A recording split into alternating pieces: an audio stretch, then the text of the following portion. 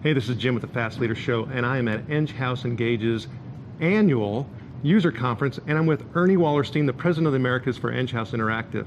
Ernie, can you kind of give people that don't know just a brief moment about what is Enghouse?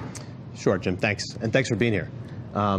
Enghouse is one of the leading communication software companies in the world. We're probably one of the top 3 contact center providers in the world. We don't spend a lot of time trying to brand ourselves. We really focus on providing solutions to our partners who then serve a worldwide audience of contact center users. You know, coming here, I mean, for me, you know, I have an operational type of expertise, and coming here has given me a really different perspective on Enghouse. I mean, I know you guys as some of your previous acquisitions like Apropos and Zcom and things like that, but in learning about Enghouse, it's been pretty enlightening, and from the perspective of, yes, you primarily focus in on that partner and supporting that partner and their sales activities, but it's kind of made you guys be kind of like that little secret that a lot of people don't know about. But I think this event, you're trying to change that a little bit, right? So tell us about that. Yeah, if that's what you walked away from here with, that's perfect. That was definitely one of our goals for this event, was to let our user community, our partner community, to know that we're a much larger organization, a very financially strong organization, a publicly traded company. We're publicly traded in Canada, a very good financial background. We've acquired a lot of companies. We're very acquisitive, and we've bought companies over the last 10, 15 years. And many of our customers still know us as those companies that we've acquired.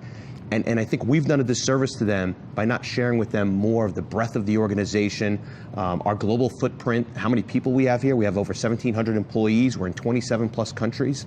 And this event was part of us really trying to share that message. And the fact that you picked that up means, okay, maybe we did a good job of getting that message across. One of the things that I also had the opportunity to pick up, because I had the chance to get into some conversations, or at least I should say, be a witness of some conversations with some of your folks, and actually the end user, not partners, but end users. And it was amazing to me to see and to learn how flexible, open, and really focused you guys are on making connections from a relationship perspective with your customers, your end users, not just your partners. Where does that come from? Yeah, I think that's the evolution of our market. It's the evolution of us as a company. We're in a very large industry, and there's a lot going on in our industry today. There's consolidation. There are some companies going through financial change, and then there's this whole concept of cloud. And the key for us is we're dealing with the more sophisticated contact center. We're dealing with people who differentiate one customer from another. Example, if an email comes in from your most important client versus a phone call from somebody you don't know, we help companies discern the difference between that and make sure that the right process or individual gets that communication and can handle it properly and provide the right level of service so they can differentiate themselves from their own competitors in their marketplace. You can't do that unless you're really open and you're doing tight levels of integration to different CRM applications like Salesforce or SAP or Microsoft Dynamics. You need to be basically agnostic to all the different communication systems out there in the world. You know, we live in this fast-moving world. 10 years ago, Microsoft wasn't in communications. Today, they're one of the leading telephony providers in the world. Companies like us, and I think we're really good at it, we have to do that. We have to be open, or there's no way we could help our customers with the ever-changing and diverse world that we deal with today technologically. One of the things that I also notice is it seems to me like a lot of technology organizations essentially will do their development and their innovation in order to change. And I don't want to mean this in a bad way, but they try chasing an analyst perspective of what we should be doing.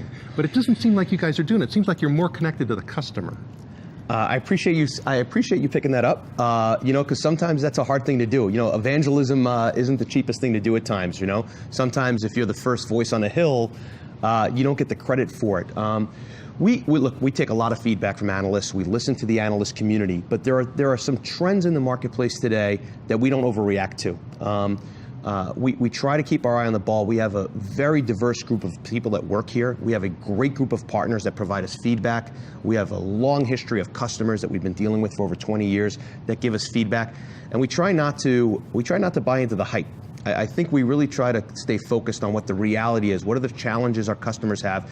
What are the challenges they have of servicing their customers? At the end of the day, we are about saving little bits of time all the time for our customer's customer. So, there's a big difference between handling a Gen Xer versus a millennial versus, our parents. How do you do that? They have similar needs, but they have different ways of communicating. And there's no one thing that's going to serve the world. So I think what happens in hype is people glom onto a word, it becomes the word, social media, cloud, and everyone grabs to it. But that's not the reality of the market. We try to stay very realistic about our approach to the market. So if you could, tell everybody how they can learn a little bit more about Enghouse. So obviously, like anybody, you go on the website. But I think the website is just a portal to getting to our people. We're in countries all around the world. Give us a call. So if you go to enghouse.com, on there, find a phone number. To contact us is prevalent. Whatever country you're in or whatever partner you're dealing with, look it up there. Give us a call. We're ready to take that call, talk to you. And here's the other thing I think that I'm proud of, Jim. If we're not right for you, we'll tell you.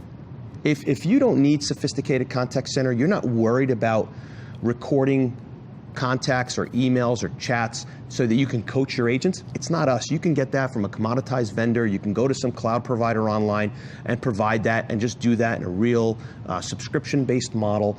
It's when you are discerning your customer, when you are trying to do multimedia, when you're trying to make sure that you're differentiating yourself from your own competition. Give us a call. Let's talk about it. Our website is just the first door into the building, and then the building's full with people that are there to help you. Ernie, I appreciate you sharing your insight, and we wish you the very best. Jim, thank you for your time, and I really appreciate you being here. Thank you. Thanks.